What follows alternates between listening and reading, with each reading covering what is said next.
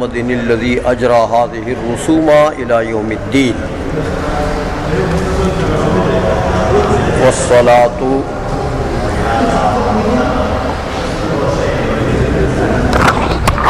اس کا عطف ہے الحمدللہ کے اوپر. الحمد للہ والصلاة والسلام علی سیدنا محمد. چونکہ اللہ جل مجدہ معطی نعم ہے، اللہ جل مجدہ تمام نعمتوں کا معطی ہے، دینے والا ہے، حقیقتاً دینے والا اللہ جل مجدہ. اور حضور نبی کریم صلی اللہ علیہ وسلم واسطہ فی النعم ہے. جزاک اللہ جنہوں کی پکڑی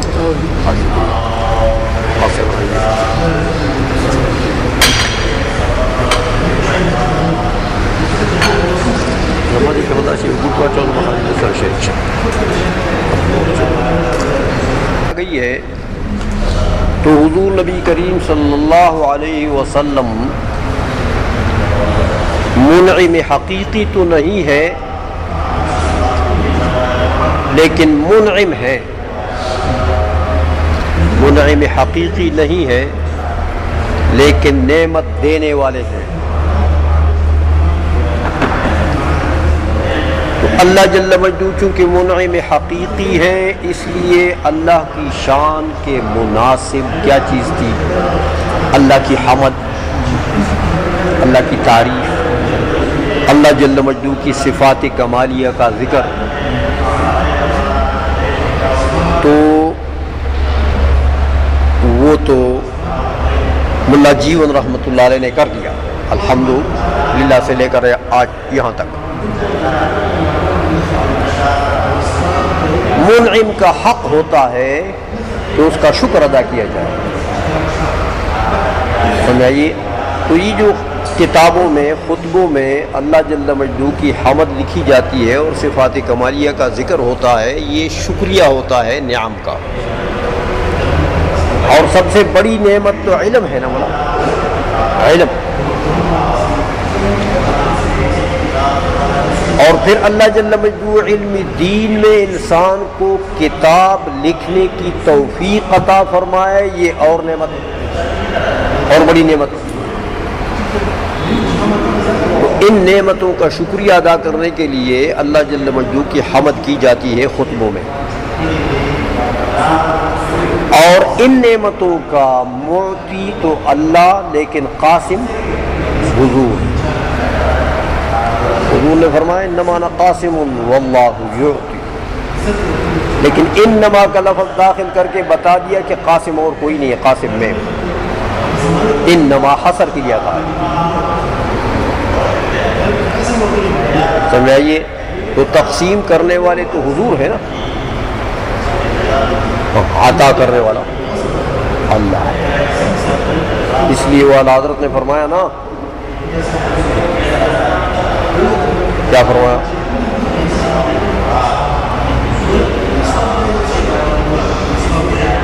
ہاں کہ جو وہاں سے ہے یہیں آ کے، جس کی قسمت میں جو نعمت اللہ تبارک و تعالی نے لکھی ہے، جو وہاں سے یہیں آ کے ہے، حضور کے در اقدس پر وہ نعمت آ جاتی ہے تو ملتی ہے، وہاں سے ملتی ہے، تقسیم ہوتی ہے. اور جو یہاں نہیں تو وہاں نہیں. جس بد نصیب کو یہاں سے کچھ نہیں ملتا، سمجھو اس کی قسمت میں وہاں کچھ ہے ہی. جو یہاں نہیں تو وہاں نہیں. اب اللہ اللہ کرتا رہے، مانگتا رہے، کچھ نہیں ملے گا. جو یہاں نہیں وہاں نہیں. تو اس لیے حضور نبی کریم صلی اللہ علیہ وسلم کا شکریہ ادا کرنا بھی ضروری ہے بھائی. حضور بھی منعم ہے، منعم مجازی، قاسم النعمت. تو حضور کا شکریہ کیسے ادا کیا جائے گا؟ حضور نبی کریم صلی اللہ علیہ وسلم کی شان کے مناسب جو چیز ہے وہ ذکر کر کے. تو حضور کے شان کے مناسب کیا چیز ہے؟ صلاۃ و سلام. کہ حضور پر صلاۃ و سلام پڑھا جائے، صلاۃ و سلام لکھا جائے. سمجھ میں آ گئی ہے؟ اور نبراس میں علامہ پرہاروی رحمۃ اللہ علیہ نے نقل کیا ہے، ایک حدیث نقل کی ہے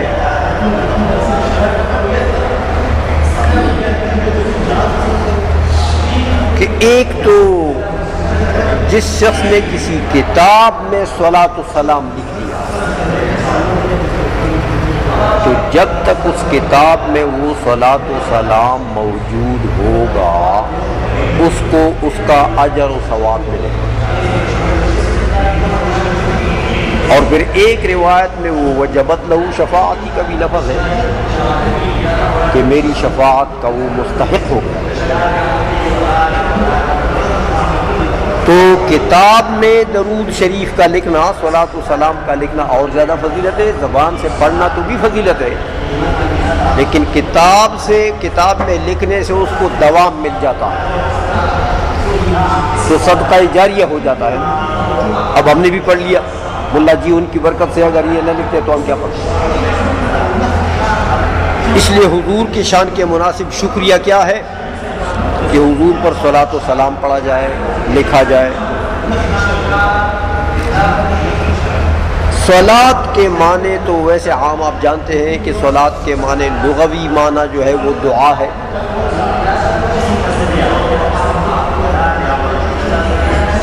نسبت کی وجہ سے تبدیل ہو جاتا ہے.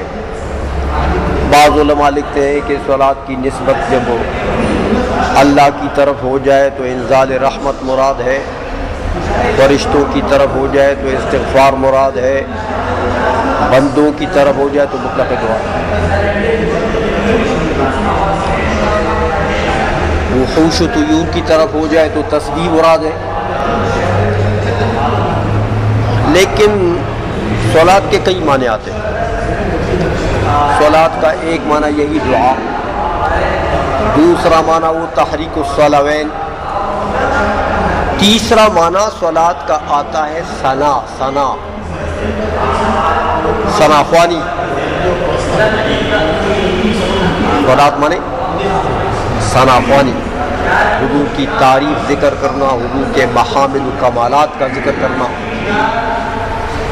تیسرا معنی آتا ہے صلاۃ کا معنی تعظیم. اس لیے علماء ایک معنی ان اللہ و ملائکتہ یصلون علی النبی، یصلون کا ترجمہ کرتے ہیں کہ اللہ اور اللہ کے فرشتے یثنون علی النبی صلی اللہ علیہ وسلم، حضور کی ثنا خوانی کرتے ہیں. اللہ اور اللہ کے فرشتے کیا کرتے ہیں؟ حضور کی ثنا خوانی کرتے ہیں. تو ثنا خوانی کس کو کہتے ہیں؟ نعت خوانی کو.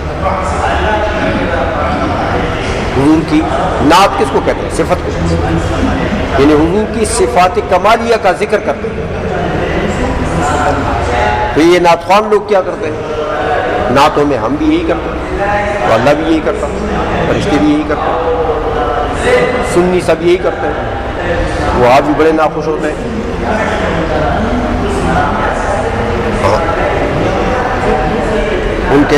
ان کے ماتھے پر بل چڑھ جاتے ہیں. حضور کی تعریف سن کرنا پتہ نہیں کو کیا ہو جاتا ہے.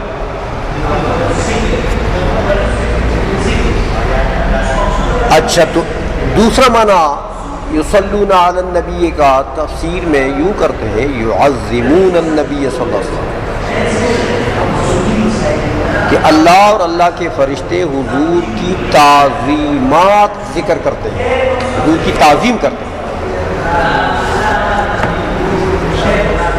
تو دیکھو اللہ تو خود تعظیم کرتا ہے اور فرشتے بھی تعظیم کرتے ہیں، اور یہ لوگ توہین کے در پہ ہیں. وہ دیوار کے پیچھے کا علم نہیں ہے، فلان چیز نہیں جانتے، فلان نہیں جانتے، یہ کیا سب؟ یہ سب توہین ہے. اللہ اور اللہ کے فرشتے ایک طرف جا رہے ہیں، یہ دوسری طرف جا رہے ہیں، اور پھر کہتے یہ ہے کہ ہم سے بڑا مسلمان اور کوئی نہیں، کہتے 20 بڑے مسلمان. وہ جو 20 بڑے مسلمان پر کتاب بھی کھیتی بڑی لگتی، 20 بڑے مسلمان.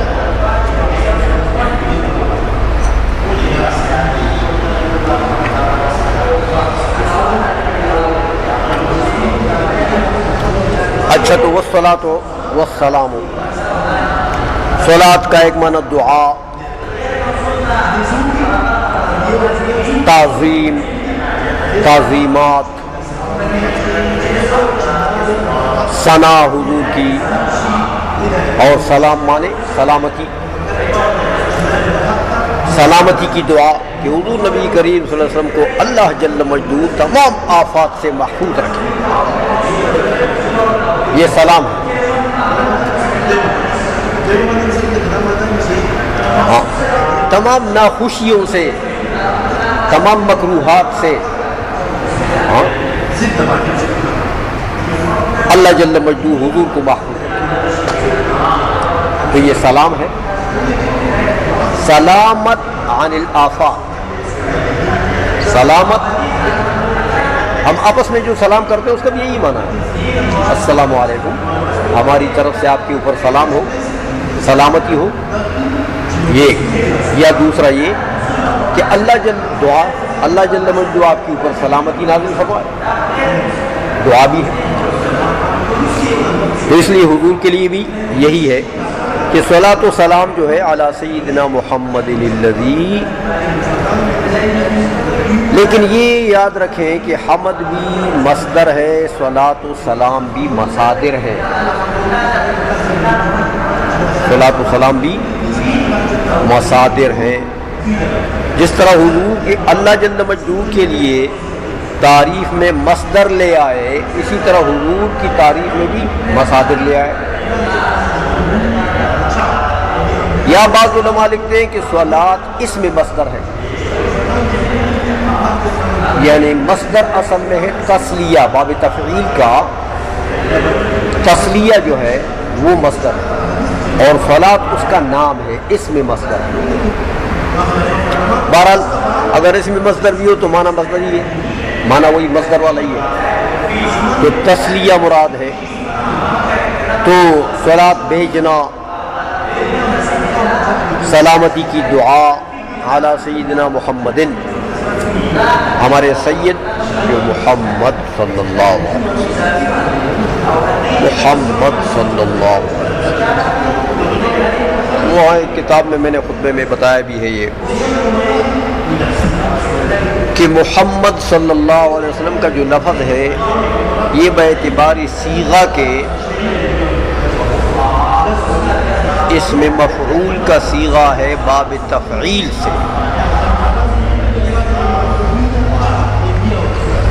لہذا صفت کا صیغہ.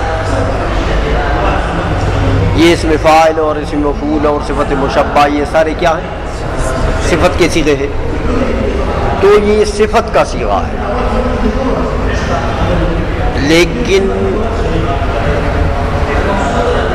اس میں مبالغہ بھی ہے، تکرار بھی ہے، یعنی صفت کا صیغہ ہے مع مبالغہ و تکرار. صرف یہ اس مفعول کا صیغہ نہیں ہے، بلکہ محمد کے معنی محمود کے. کیسے محمود؟ محمود بالکثرت والتکرار، جو کثرت سے جس کی حمد کی گئی، کثرت سے، اور مکرر بار بار جس کی حمد کی گئی، بار بار. یعنی حضور کے اس نام کے اندر کثرت حمد اور تکرار حمد داخل ہے. اس لیے بعض علماء لکھتے ہیں کہ یہی صیغہ حضور کا علم ہے، حضور کا علم ہے. لیکن اس کو اگر کوئی اپنے ذہن میں فرض کرے کہ میں علم کے طور پر نہیں لیتا، علم کے طور پر، تو پھر سیدنا کا لفظ نہ لائے، کیونکہ علم تو نہیں ہوا، صفت کا صیغہ ہے، مع المبالغہ والتکرار۔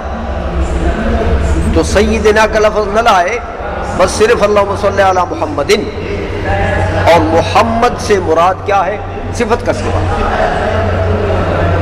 کہ مولا صلاۃ بھیج اس ذات، اس محمود کے اوپر جو کثرت اور تکرار سے محمود ہے، یہ معنی مراد ہے۔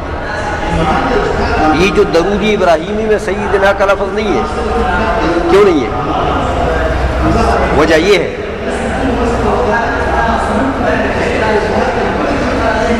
درود ابراہیمی آپ نماز میں پڑھتے ہیں، اس میں سیدنا کا لفظ ہے، اس لیے کہ وہاں یہ معنی نہیں ہے کہ حضور کی ذات مراد ہے، شخص مراد ہے، شخص نہیں مراد، صفت ہی معنی مراد ہے، کہ مولا تو درود بھیج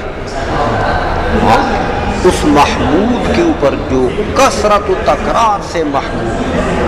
اب ظاہر بات ہے کہ کثرت و تکرار سے محمود حضور کی ذات کے علاوہ اور کوئی نہیں، سمجھ میں آ گئی ہے کہ حضور کی جتنی حمد بیان ہوتی ہے دنیا میں، اتنی کسی کی ہوتی ہے، اور صرف دنیا میں نہیں۔ اب دیکھیں حضور کے کثرت حمد کا تو یہ حال ہے کہ نماز بھی اس سے خارج نہیں، نماز میں بھی داخل ہے، یا آخری قاعدے میں بیٹھ کر آپ درود پڑھتے ہیں حضور پر، تو وہ بھی اس سے عبادت اللہ کی ہے، لیکن حضور کی درود نہ پڑھو گے تو اللہ کی عبادت ہی مقبولیت کے درجے تک نہیں پہنچے۔ شان تو یہ ہے حضور کہ اللہ کی عبادت کا قبول بھی موقوف ہے کس کے اوپر؟ حضور کی درود پر۔ آئی سمجھ میں؟ تو اس لیے اگر محمد سے مراد صفت کا صیغہ ہو، آپ کی ذات ہو، آپ کے لیے علم مراد نہ ہو، تو پھر سیدنا کا لفظ نہیں لانا چاہیے، اور معنی وہ ہونا چاہیے پھر کہ جو ذات محمود ہے مکرر اور کثرت سے، اس پر درود بھیجے، تو پھر یہ حضور کی صفت ہے، حضور کی صفت ہے۔ لہذا سیدنا کے بغیر بھی جو مشائخ، بعض مشائخ نے سیدنا کا لفظ حذف کیا ہے، اب دیکھو بڑے لوگ ہیں، مشائخ بزرگ لوگ ہیں، لوگوں کو وہاں پڑ جاتا ہے کہ یار اتنا بڑا شیخ ہے، اتنا بڑا صوفی ہے، تو وہ کہتے ہیں تم درود صرف پڑھو اللہم صلی علی محمد وآلہ وعترتہ بعدد کل معلوم، سیدنا کا لفظ نہ بولو کہتے ہیں۔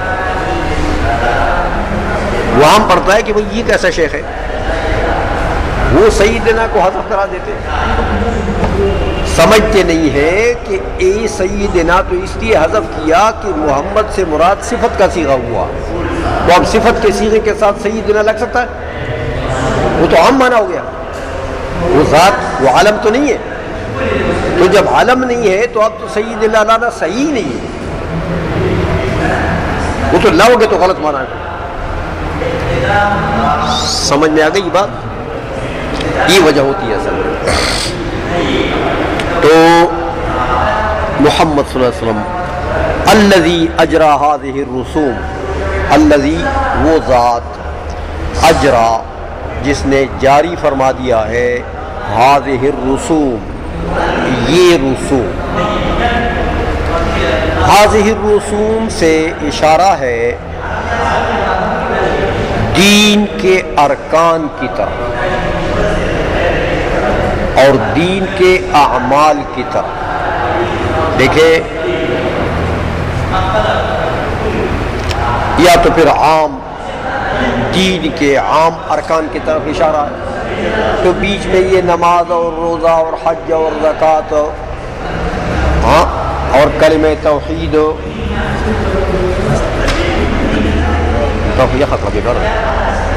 سمجھ میں آئی نا؟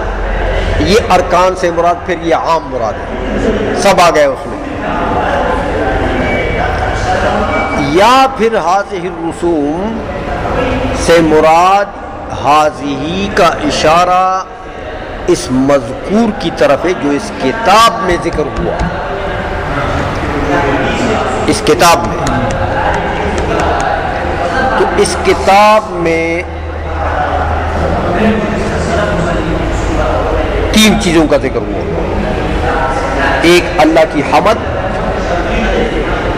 اور دو حضور کے لیے صلاۃ اور سلام. ہاں، محمد صلی اللہ علیہ وسلم، وہ محمد علیہ السلام اجرا حاضح الرسومہ، جنہوں نے یہ رسوم جاری کر دیے کہ بھائی ہر چیز کے ابتدا میں، ہر اہم کام کے ابتدا میں حمد اللہ کی کرو،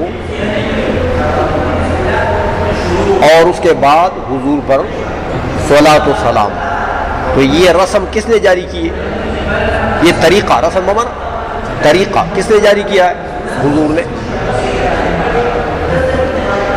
سمجھائیے، دو ہو گئی.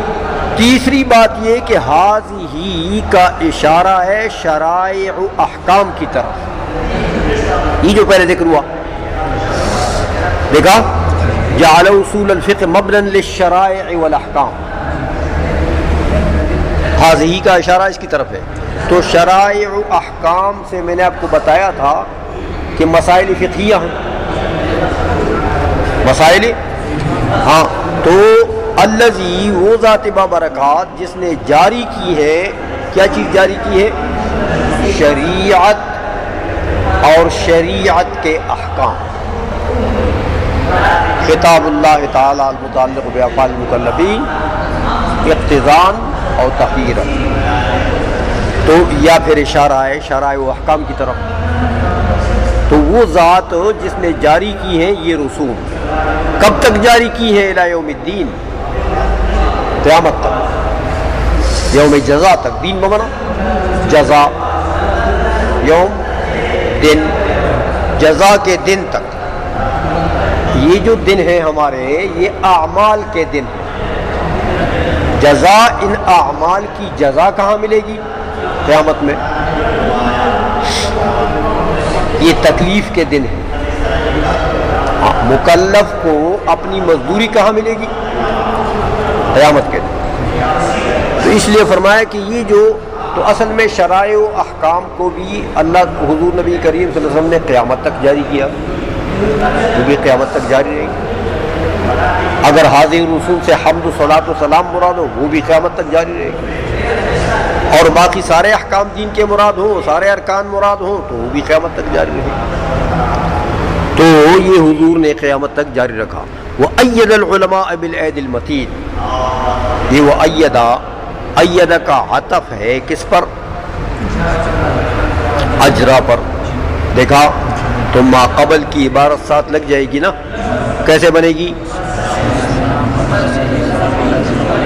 علی سیدنا محمد الذی اید العلماء بالعید المتین. ہاں،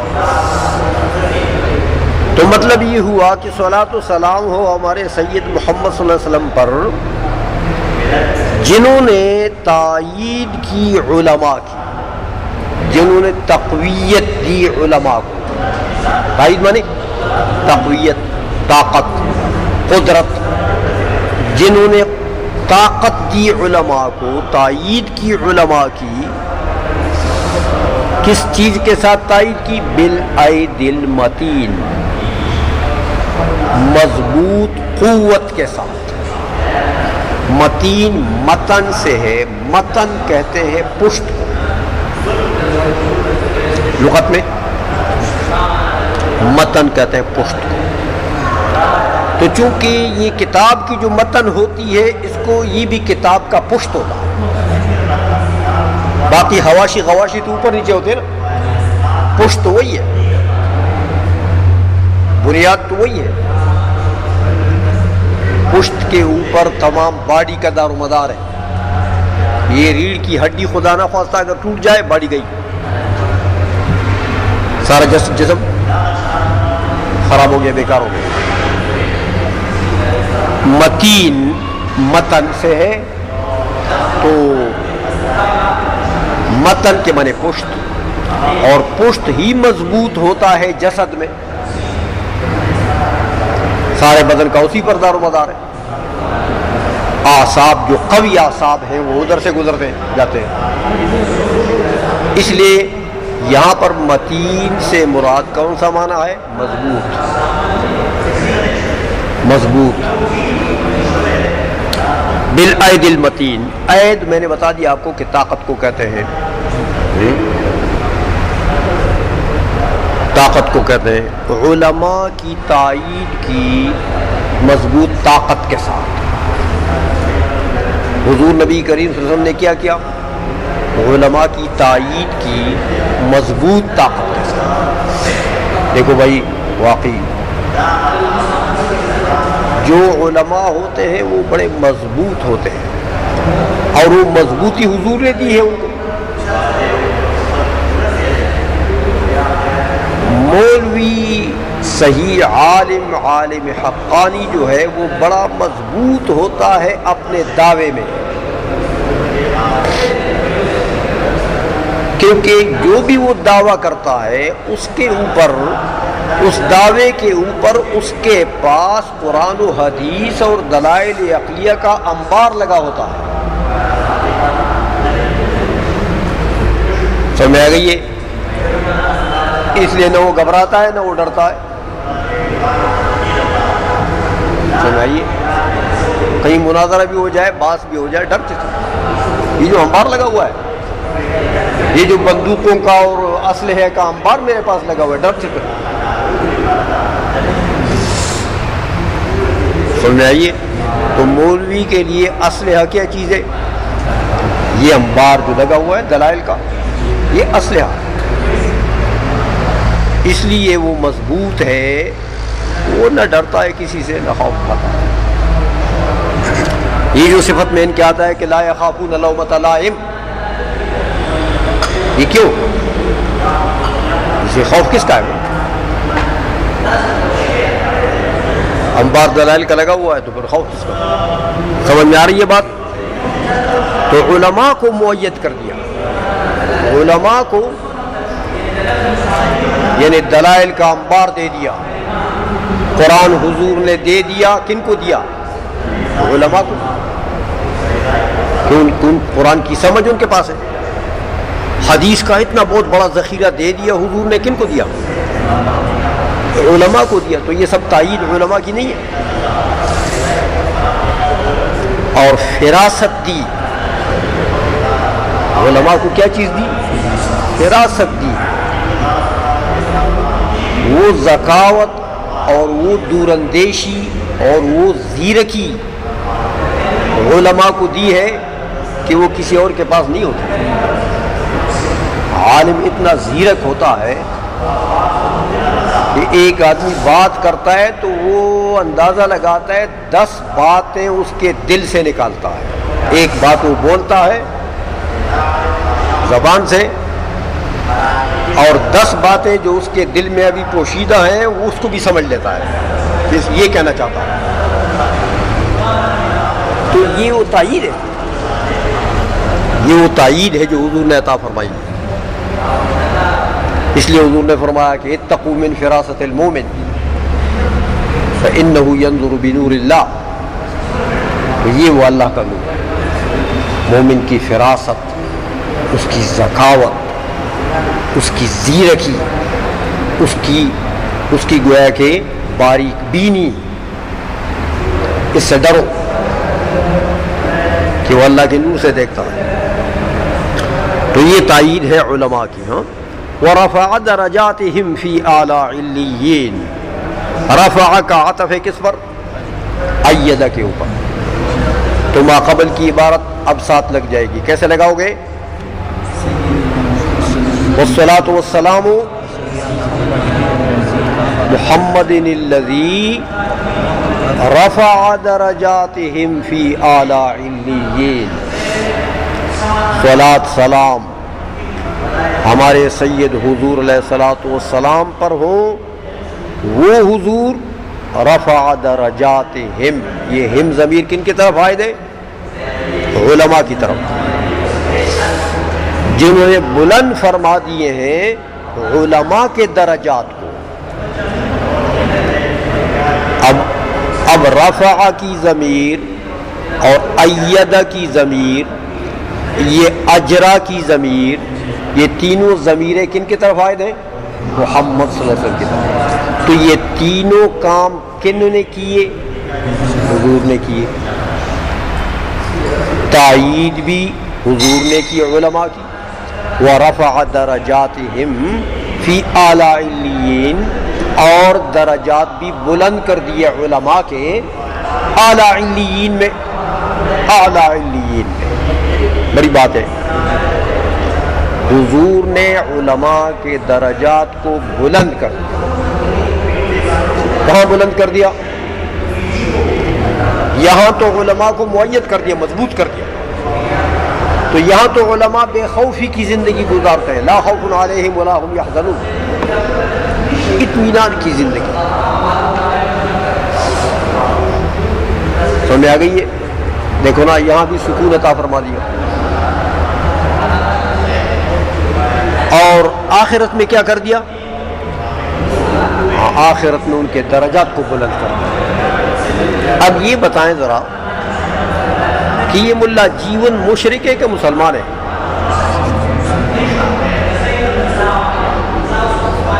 لگتا تو ہے کہ مشرک ہے۔ جنت میں درجات کو بلند کرنا یہ کون کرتا ہے؟ یہ تو اللہ کرتا ہے۔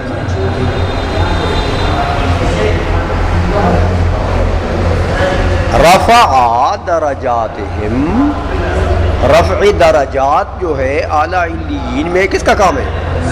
یہ تو اللہ کا کام ہے۔ تو ملاجون کیا کر رہے ہیں؟ وہ کہتے ہیں یہ تو حضور نے کیے۔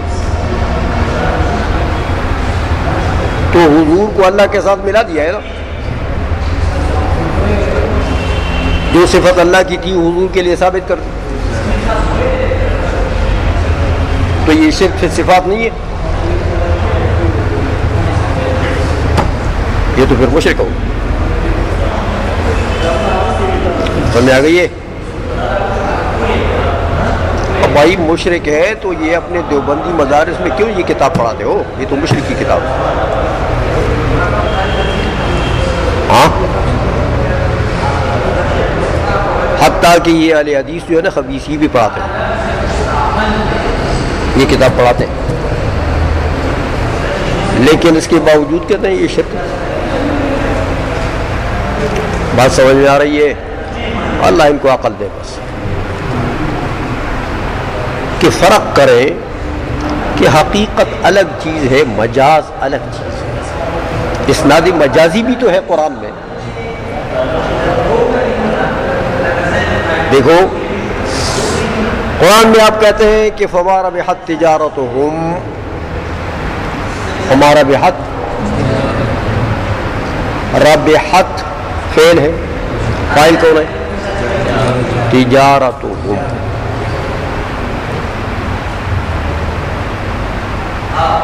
تو نفع جو ہے یہ تاجر کماتا ہے کہ تجارت کماتی ہے؟ تو یہاں تو قرآن نے کہا کہ ان کی تجارت نے نفع نہیں کمایا۔ سمجھ آئیے؟ تو کیسے کہنا چاہیے تھا؟ فما ربحوا فی تجارتہم، یہ اسناد حقیقی ہے۔ فما ربحوا فی تجارتہم، کہ ان کافروں نے ربح نہیں کمایا، فائدہ نہیں کمایا، منفعت نہیں کمائی اپنی تجارت میں، یہ اسناد حقیقی ہے۔ لیکن قرآن نے ایسا کہا؟ فما ربحوا نہیں کہا، کیا کہا؟ تو تجارت تو فاعل حقیقی نہیں ہے ربحوا کے لیے، لیکن اس کی طرف اسناد ہے کہ نہیں ہے؟ تو یہ اسناد مجازی کہلاتا ہے، اسناد سبب ہے کہ یہ تجارت نفع کے لیے سبب ہے کہ نہیں ہے؟